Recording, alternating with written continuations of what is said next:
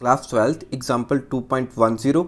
इसमें A option में हमें क्या पूछा गया है, आ 900 picofarad capacitor is charged bye 100 volt battery. तो इसका मतलब क्या है कि मेरे पास एक कैपेसिटर है जिसकी कैपेसिटेंस कितनी है 900 पिकोफैरेड, जिसे हमने चार्ज किया है 100 वोल्ट बैटरी से।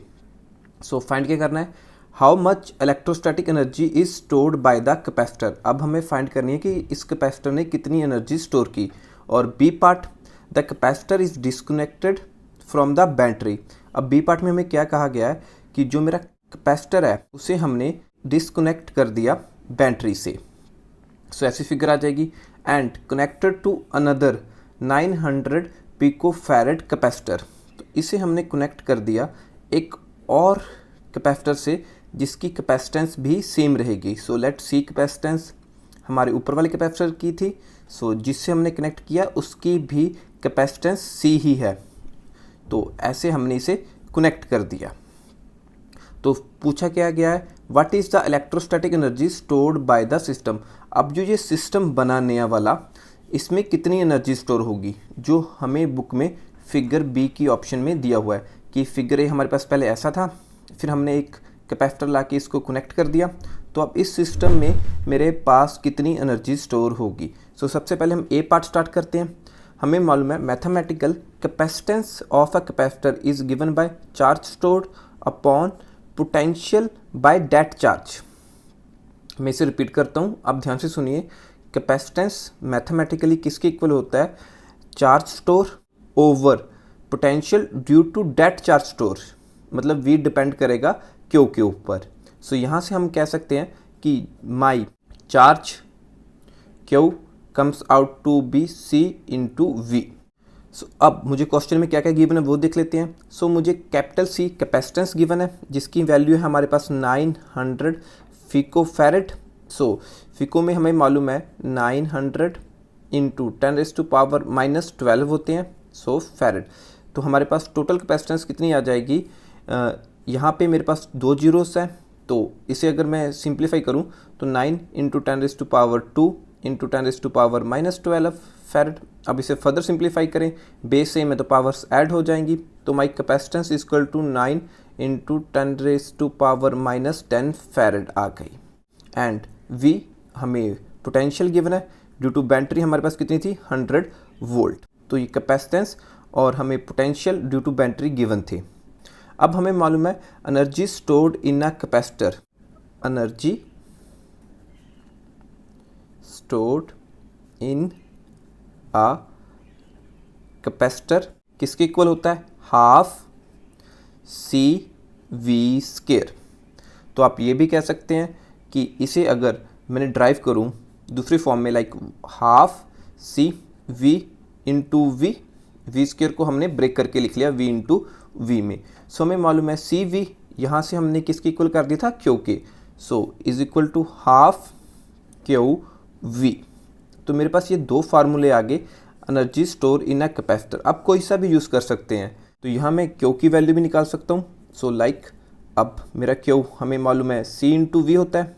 सो सी की वैल्यू मेरे पास कितनी है 9 इंटू 10⁻⁻10 एंड वी की वैल्यू मेरे पास कितनी थी 100। सो इसे मैं फर्दर सिंप्लीफाई करूं तो मेरे पास चार्ज आ जाएगा 9 इंटू 10⁻⁻8 कूलम। तो ये मेरे पास आ गया चार्ज। हमारे पास सी वी है, क्वेश्चन में वी भी है और चार्ज क्यू भी है। तो आप इनमें से कोई भी चूज़ करके इसे सॉल्व कर सकते हैं। तो यहाँ मैं क्या यूज़ करूँगा, मैं इस फार्मूला को चूज़ कर लूँगा हाफ क्यू वी, क्योंकि इसमें मेरे पास केयर करने की भी ज़रूरत नहीं है और कैलकुलेशन और ईजी हो जाएंगी। सो एनर्जी स्टोर्ड इन कैपेसिटर हाफ, क्यू की वैल्यू अभी हमने कैलकुलेट की 9 इंटू 10⁻⁻8, वी की वैल्यू हमें दी हुई है 100 इंटू 100। अब 2 से अगर मैं 9 को डिवाइड करूं तो मेरे पास आ जाएगा 4.5। अब देखिए 100 को मैं ऐसे भी लिख सकता हूं 10⁻²। अब बेस सेम है, पावर्स ऐड इंटू 10⁻⁻6। ये एनर्जी थी तो यूनिट्स जाउल। तो इतनी एनर्जी स्टोर है मेरे पास ए ऑप्शन में। अब बी ऑप्शन में उसने कहा था कि हम एक कैपेसिटर लेके आएंगे और इस सिस्टम के साथ कनेक्ट कर देंगे बैटरी को रिमूव करके, तो मेरे पास ऐसी ऑप्शन आ जाएगी। तो तो यहाँ पे उसने देखिए हमें क्या दिया हुआ है कि पॉजिटिव प्लेट मेरी पॉजिटिव प्लेट के साथ कनेक्ट होगी, नेगेटिव प्लेट मेरी नेगेटिव प्लेट के साथ कनेक्ट होगी।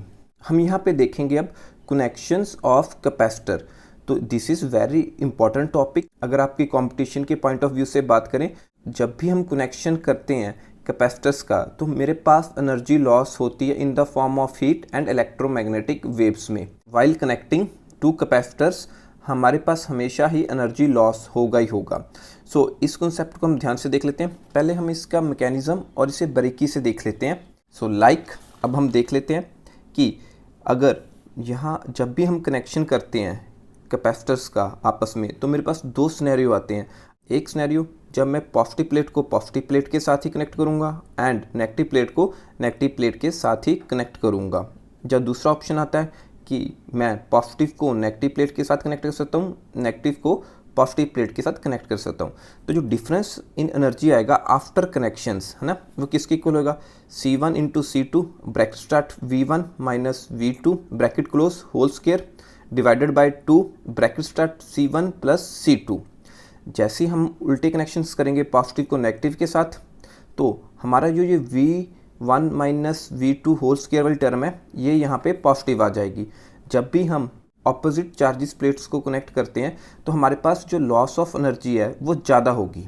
अब देखिए मेरे पास C1 कैपेसिटेंस आ गया कैपेसिटर 1 का एंड C2 कैपेसिटेंस आ गया कैपेसिटर 2 का, and potential at capacitor 1 V1 से डिनोट कर देते हैं, पोटेंशियल एट कैपेसिटर 2 हम V2 से डिनोट कर देते हैं। तो ये मेरे पास आ गया formula. It is always a positive term, ये दोनों टर्म्स मेरी पॉजिटिव होंगी। इसका क्या मतलब है कि हर बार हीट लॉस होगी ही जब हम कनेक्ट करेंगे टू कैपेसिटर्स। हालांकि अगर हम ऑपोजिट चार्जेस को कनेक्ट करते हैं तो हीट लॉस हमारी ज़्यादा होगी। सो जो बुक में फार्मूला ड्राइव किया हुआ है लॉस ऑफ हीट वाला, वो कहाँ से आया है, वो यहीं से आया है। इसे भी देखते हैं। अब उसमें क्या है, बुक में मेरे पास हमें क्वेश्चन में गिवन था कि मेरी C1 और C2 both capacitors are same capacitance है, 900 पैको फैरेड पे थे। सो हमने कहा C1 is equal to C2 is equal to let C, हमने C मान लिया। एंड स्टार्टिंग में हमें मालूम था कि हमारे जो कैपेसिटर 1 है उसके साथ बैटरी कनेक्ट थी, तो उस बैटरी के पोटेंशियल था 100 पोटेंशियल। सो V1 हमने सिंपली V से कह दिया कि लेट, अभी मैग्नीट्यूड की बात नहीं करते, उसका पोटेंशियल V1 का हम V मान लेते हैं। और जो कैपेसिटर 2 था वो किसी के साथ पहले कनेक्ट नहीं था, तो उस पर ना ही चार्ज था ना ही उस पर पोटेंशियल था। सो V2 0 हो गया उस कॉम्बिनेशन में। सो अब फार्मूले में हम वैल्यू सब्स्टिट्यूट कर देते हैं। अब C1 और C2 की वैल्यू सेम है C, तो हमने C1 की जगह भी C, C2 की जगह भी C। V1 बैटरी लगी हुई थी, सो उसको हमने पोटेंशियल मान लिया था V, और V2 पे कोई बैटरी नहीं था तो ना ही कोई चार्ज था, तो वहाँ पे पोटेंशियल तो होगा ही नहीं। सो V2 0 मान लिया था अपॉन 2, C1 की जगह भी C, C2 की जगह भी C। सो C into C C square, अब V माइनस 0 तो ये V ही रह जाएगा, और V का square V square upon 2 into C plus C 2C। इसे फर्दर सिंप्लीफाई करें तो C square V square upon 4C, 2 2 ज़ा 4 तो 4C। अब एक C से एक C कैंसिल हो गया, तो मेरे पास क्या बच गया 1/4C V स्क्र। अब फर्दर इसे अगर चार्ज की फॉर्म में लिखना है, सो हम जैसे पहले किया था 1/4C VV। अब एक CV हमें किसके इक्वल मालूम होता है, Q चार्ज के, सो 1/4QV। तो ये फार्मूला हमारी NCERT ने यूज़ किया हुआ है। तो उसने इसे कैलकुलेट करने के लिए एक और सिंपल वे का यूज़ किया, हम वो भी डिस्कस करेंगे। So according to my personal preference है ना, अगर आप मुझसे पूछें तो आप ये फार्मूला ही याद रखें हमेशा, क्योंकि आपको क्वेश्चन में V2 भी गिवन हो सकता है, जो चार्ज भी डिफरेंस हो सकता है ना। बहुत सारे फ्लक्चुएटिंग वेरिएबल्स हैं यहाँ हमारे पास जो कि हर अलग अलग वैल्यू ले सकते हैं। सो ये आपके पास एक यूनिवर्सल फार्मूला आ जाएगा, इसके अकॉर्डिंग आप कोई सा भी क्वेश्चन कर सकते हो ईजिली। सो सेम, अगर पॉजिटिव को नेगेटिव से जोड़ना है तो बस यहाँ पे प्लस डाल देना है। सो अब क्वेश्चन की तरफ बढ़ते हैं। सो अब देखते हैं जो बुक ने यूज़ किया हुआ है, हम वो क्या कह रहा है। बुक हमारे पास कह रहा है कि देखिए आपके पास ये फिगर थी, फिर ये फिगर आ गई, तो उसने कहा कि बिफोर कनेक्शन है ना, BC से लिख देते हैं बिफोर कनेक्शन, एंड आगे लिख देते हैं आफ्टर कनेक्शन। तो हमारे पास क्या क्या सिनेरियो है। बिफोर कनेक्शन हमारे पास चार्ज कितना था प्लेट्स पे, Q। आफ्टर कनेक्शन क्या हो गया, हमारे पास चार्ज कितना आ गया, Q/2।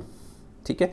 और बिफोर कनेक्शन हमारे पास नंबर ऑफ कैपेसिटर्स कितने थे 1, आफ्टर कनेक्शन हमारे पास नंबर ऑफ कैपेसिटर्स कितने आ गए 2, एंड पोटेंशियल बिफोर कनेक्शन हमारे पास थी V। सो लेट, अब जैसे मैंने कहा था कि बाय डेफिनेशन कैपेसिटेंस किसकी होती है, चार्ज ओवर पोटेंशियल। जो ये पोटेंशियल होता है ड्यू टू ये चार्ज के कारण ही होता है ना, जितना ये चार्ज होगा उतना ही ये पोटेंशियल होगा। सो अब अगर मेरा चार्ज हाफ हो रहा है जो कि हमें गिवन है क्वेश्चन में, तो हमारा पोटेंशियल भी हाफ हो जाएगा। सो इसे हम फर्दर सिंप्लीफाई करके कह सकते हैं कि लेट, जो ये नया चार्ज आया आफ्टर कनेक्शन इसे क्यू डैश कह देते हैं, और जो नया पोटेंशियल आया है आफ्टर कनेक्शन उसे हम वी डैश कह देते हैं। सो हमें मालूम है energy of a single capacitor कितनी होती है, half into Q dash V dash, जो फार्मूला हमने भी डिराइव किया था। तो अब आफ्टर कनेक्शन मेरे पास नंबर ऑफ कैपेसिटर्स कितने आ गए 2, सो इसे 2 से मल्टीप्लाई कर देते हैं। तो 2 into half into Q dash into V dash, ये मेरी अब आ गई एनर्जी, है ना, आफ्टर कनेक्शन